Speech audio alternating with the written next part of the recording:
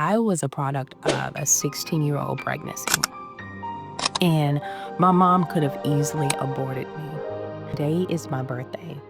And so something I was thinking about, I said, you know what? Maybe I talk about birth, you know, and not from the sense of what you're thinking, birth of a child, but more so birth from a sense of birthing promises, birthing seeds of greatness and vision and ideas into existence. And the reason why I want to share and talk about this is because I speak with so many people, pretty routinely, especially those that are business owners or those that are aspiring business owners or those that are struggling to step out in faith on a vision, on an idea, on something that has been given to them by God that they're afraid to step out on. They're afraid to take that chance. And so we have to really consider, okay, if this is something God has given us, if He's planted a seed in us, a seed to do something, why allow fear to keep us and hold us back from it? The only thing that can hold you back from achieving your dreams is you. Only you. The devil can't even hold you back. And the devil knows that he can't hold you back. But what he can do is create mental blocks. He can create solid frustrations. He can create anxiety and emotions that will cripple you from moving forward. Let me tell you something. If you don't move forward with what God has given you, not only is it impacting you, because you may think to yourself, if I don't move forward with it, it's not going to hurt anyone. You don't know what idea, what vision, even if it's just a word or something God has given you that He's planted in you, you don't know how that may be the one thing that will bring about a breakthrough for someone. That one idea, that one business may impact thousands and millions of people. So you can't abort what God has given you. You can't abort the seed that He's planted in you. So many times it's so easy for us to give up on seeds that have been planted in us. How dare you, how dare me give up on seeds that God has planted in us? We have a duty and responsibility to make sure that seed is watered, to make sure that seed is in an environment that is conducive, that is healthy to it growing.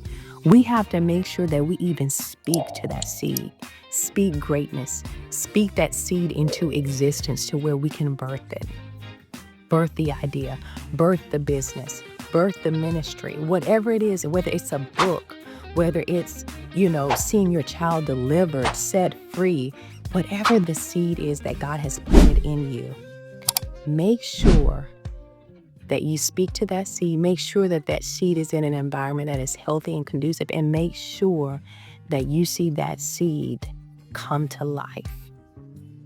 I think back over the years of how even myself as a seed, today I celebrate my birthday, but it makes me think back to the fact that I was a product of a 16-year-old pregnancy.